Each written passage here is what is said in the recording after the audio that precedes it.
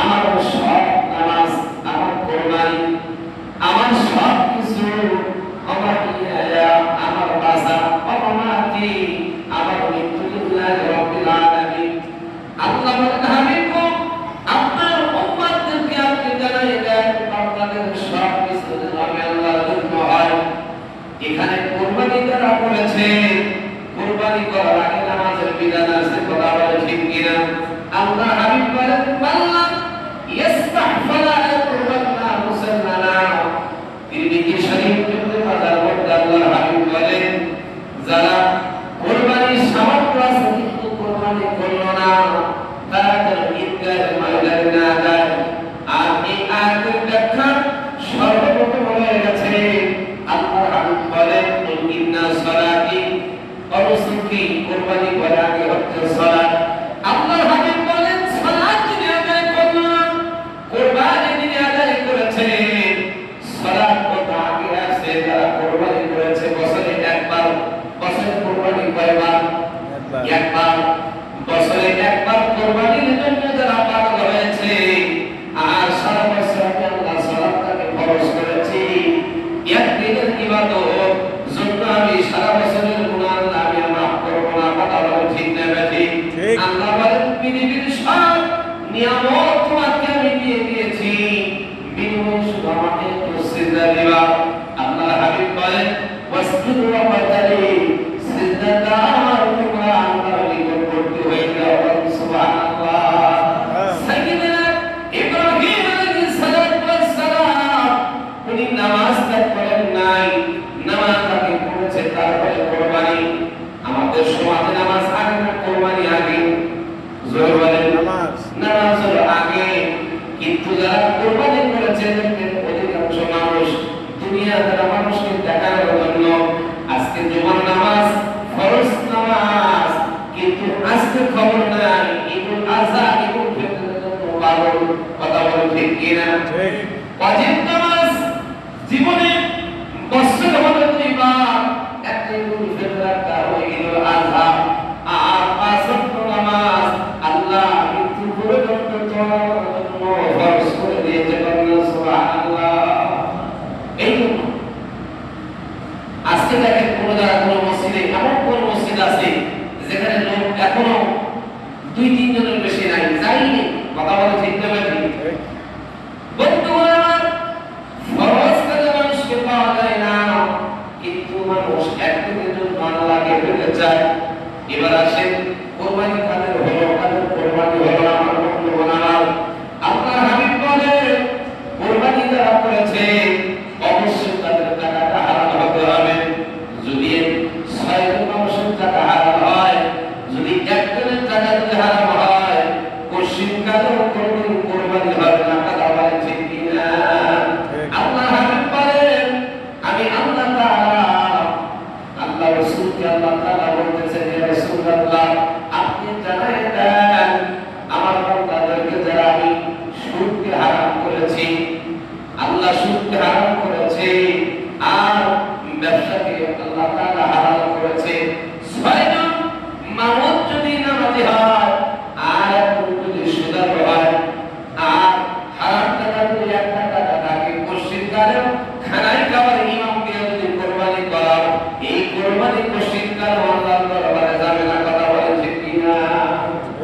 আমাদের সমাজে আমরা চিন্তা করি ভালো মানুষ খুঁজি, অমুকের সাথে নেই, অমুকের সাথে নেই, কিন্তু অমুকের দলের ক্ষমতা আবার আপনারা জানা নাই। কথা বলে ঠিক না বেঠিক? এই কোরবানিটা আমাদের ঈশা সিদ্দিকা রাদিয়াল্লাহু তাআলা উনি হাদিস বর্ণনা করেছেন। এই কোরবানি ঈদের দিন সবচাইতে দামি জিনিস হলো, প্রিয় মুহূর্ত হলো তারা কোরবানি করে। এই কোরবানি রক্ত যখন জমিনে পড়ে, হালাল টাকার কোরবানি আল্লাহ জন্য যারা দিয়েছে, আল্লাহ বলেন সবার আগে এই রক্তের সওয়াব, এই রক্তগুলো আমি আল্লাহর দরবারে চলে আসে। বলনা সুবহানাল্লাহ। যে জিনিসটা আল্লাহ পাকের কাছে সবচেয়ে দামি, এটা যদি আপনি হারাম টাকা দিয়ে দেন তাহলে কোনো লাভ হবে না, শুধু কষ্ট হওয়া। কথা বলে ঠিক না বেঠিক? এবার আসেন যারা কোরবানি করেছে,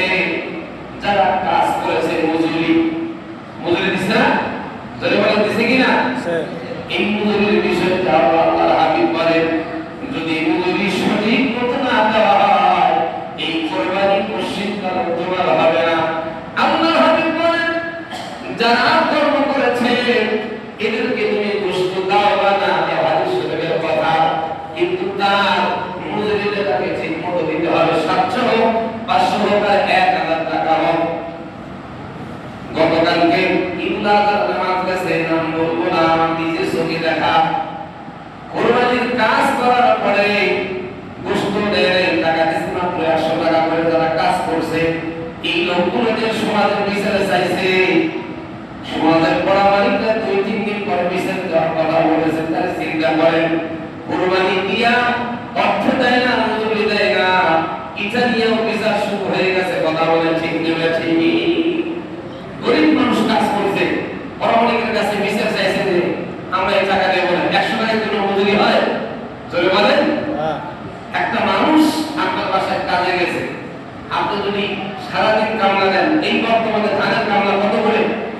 700 না 800? 700-800 টাকা সারাদিন। আর এই যে আপনি কোরবানি করলেন, আপনারটা তো আপনি কাটতে পারতেন, লোকের কি দরকার? কথা বলা ঠিক না ঠিক? রাসূল বলেছেন যারা সঠিক মজুরি দেবে না, সঠিক মজুরি যারা দেয়নি তাদের কোরবানি হয় না। আল্লাহ রাসূল থানবী রাহমাতুল্লাহ আলাইহি উনি বেহেশতি জীবনের মধ্যে প্রসিদ্ধ কিতাব মাসালাত কিতাব, ওনার কিতাবের মধ্যে লেখছে, আমার কাছে কিতাব আছে, শুধু আমার কাছ নয় সারা পৃথিবী যত বড় হুজুর বলেন আর ছোট হুজুর বলেন, আশরাফী থানবীর কিতাব সবার কাছে আছে। হাকিমুল উম্মাহ আশরাফী থানবী রাহমাতুল্লাহ আলাইহি হুজুরের কিতাবের মধ্যে আছে যারা মজুরি ঠিকমতো দেবে না তাদের কোরবানি হবে না, বুঝ দিয়ে কোনো কাম হবে না। শ্রমিকের গায়ের ঘাম শুকনের পূর্বে শুকিয়ে যাবে, এই ঘামটা শুকানোর পূর্বে তার মজুরি তাকে দিয়ে দেয়। আল্লাহ কোরআন কারীমের মধ্যে বলেছে, সুবহানাল্লাহ বলেন না? হ্যাঁ।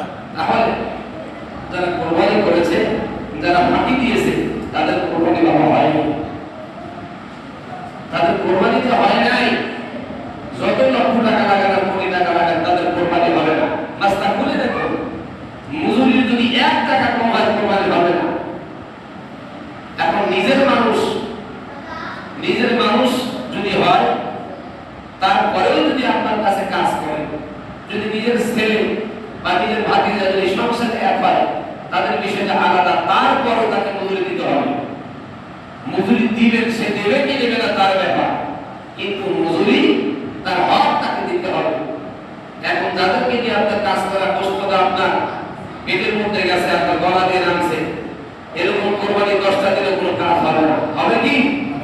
কাজে এরকম ঘটনা ঘটে গেছে বাবা। গতকাল ঈদের দিন আমার নিজ চোখে দেখা, যারা মজুরি দেন নাই এখনো সময় আছে। ঈদুল আজহা আজকে আগামীকাল এখনো সময় আছে তাদেরকে টাকাগুলো দিয়ে দেওয়া, কারণ আজকে এবং আগামীকাল এই 2 দিন এখনো কোরবানি চলবে, এখনো সময় আছে। কাজেই যারা গরিব মানুষ, আল্লাহর হাবিব বলেন, হযরত উসমান বিন হুনাইনের হাদিস, বাদাল ইসলাম গরিবাহা, উসমান বিন হুনাইন বলেছে ইসলাম প্রতিষ্ঠিত হয়েছে গরিবের মধ্যে।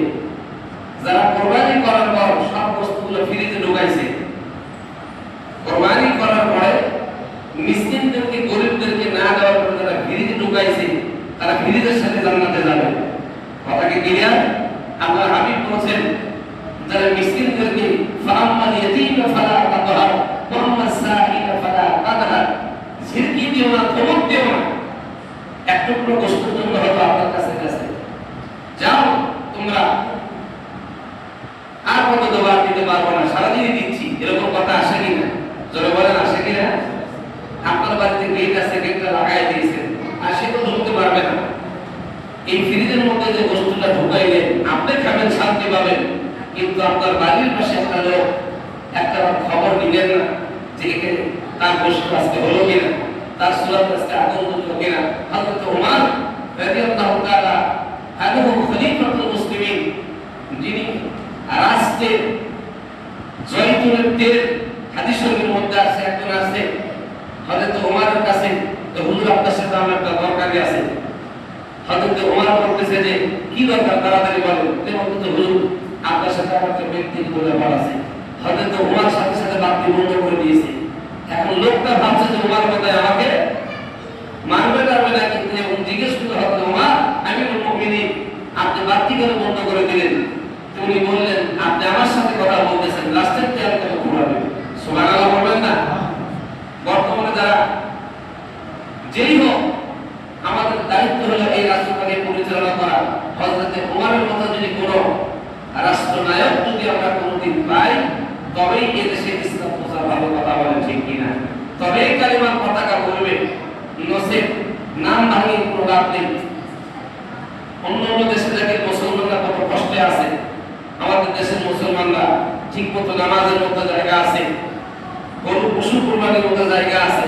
এই যে ভারতের দিকে তাকায় দেখেন নরেন্দ্র মোদী, এই নাস্তিকটা মুসলমানদেরকে পশু গরু কুরবানি করতে দেয়নি এবং মুসলমানদের প্রতি জুলুম নির্যাতন আছে কিনা?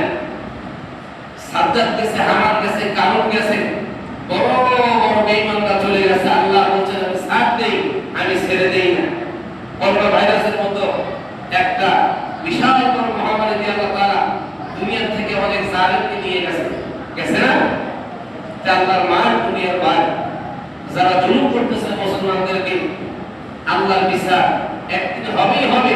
আর আল্লাহর বিচার যখন শুরু হয়ে যাবে, পৃথিবীর কোনো ঔষধ, কোনো ডাক্তারের কোনো কাজ হবে না। হবে কি? হবে না। আল্লাহ তাআলা আমাদের সকলকে সঠিকভাবে ইসলাম মানার তৌফিক দান করুন, সকলে বলুন আমিন। আর যারা সামরার টাকা দিয়ে এই যারা কাজ করেছেন তাদের মজুরি দেওয়া যাবে না, হুজুরের হাদিয়া দেওয়া যাবে না, মসজিদে দেওয়া যাবে না। এই সামরা যেগুলো জায়গা রয়েছে ইতিমদেরকে, মিসকিনদেরকে যদি না দেন, যিনি কোরবানি করেছেন আপনি নিজে ব্যবহার করতে পারবেন চামড়াটা, কিন্তু চামড়া যদি বিক্রি করেন এই চামড়ার বিক্রির টাকাটা গরিব মিসকিনদেরকে দিয়ে দিতে হবে। আল্লাহ তাআলা আমাদের সকলের কোরবানি কবুল আর মঞ্জুর করুন। ঈদুল আজহার নামাজ কবুল করুন, সকলে বলুন আমিন। ঈদুল আজহার নামাজ পড়তে যায় এই যে ডাক্তার মাঠে দেখলাম ওই একই কেস। এই তাকবীর দেওয়ার পর কেউ হাত পাতে দাঁড়া আছে, কেউ রুকু করতেছে, কেউ চিন্তা করতেছে রুকু করবো কি করবো না, কেউ চিন্তা করতেছে হুজুর তাকবীর দিচ্ছে আমি কি করবো। এখন আমি নামাজ তো ছেড়ে দিয়ে তাকে শিখাইতে পারতেছি না। এই জন্য আপনারা যারা নামাজ পড়তে যান বা পড়েছেন প্রত্যেকের খেয়াল করা দরকার, এই নামাজটা আমি পড়বো, সওয়াবটা আমার হবে নাকি হুজুরের হবে? কার হবে? আমার হবে। এই জন্য চেষ্টাটা আমাকে করতে হবে। কাজেই আপনারা একটু ভালো করে নামাজ পড়েন। ভালো করে নামাজ পড়লে দেখবেন আল্লাহ পাকের কাছে আল্লাহর সাহায্য চলে আসবে।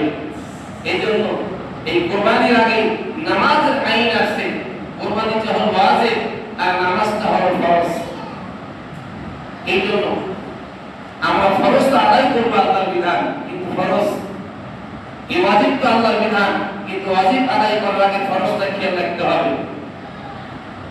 কালকে এত মানুষ প্রত্যেকটা জায়গাতে মসজিদে বল, মাঠে বল, আজকে দেখেন না কোন মসজিদে এত লোক নাই, আছে কি? যারা বছরে নামাজ পড়ে তাদের নামাজ কালকে শেষ হয়ে গেছে, তাদের নামাজ কালকে শেষ হয়ে গেছে। আল্লাহ তাআলা আমাদের সকলকে পাঁচ ওয়াক্ত নামাজ জামাতের সাথে আদায় করার তৌফিক দান করুন, সকলে বলুন আমিন। আর যারা বুঝে শুনে যে আমি জানি উনি সুদ খায়, আমি জানি ওনার হাত টাকা, এই জেনে শুনে তার কোরবানি দিয়েছে, তার সাথে এটা গুনাহ হয়েছে, তার কোরবানিটা হয় না। কাজেই এরকম ভুল কেউ করবেন না। কোরবানি যদি না দেন, লোক না পান, এটা ভালো, কিন্তু বুঝে শুনে হারাম টাকা দিয়ে কোরবানি দেওয়া যাবে না। আল্লাহ তাআলা আমাদের সকলকে সকল ত্রুটি ক্ষমা করে দিন। আল্লাহ তাআলা আল্লাহর দাসত্ব গোলামি করার জন্য নবী পাকের সুন্নাত তরিকায় এই আমলগুলো করার তৌফিক দান করুন, সকলে বলুন আমিন। আসসালামু আলাইকুম।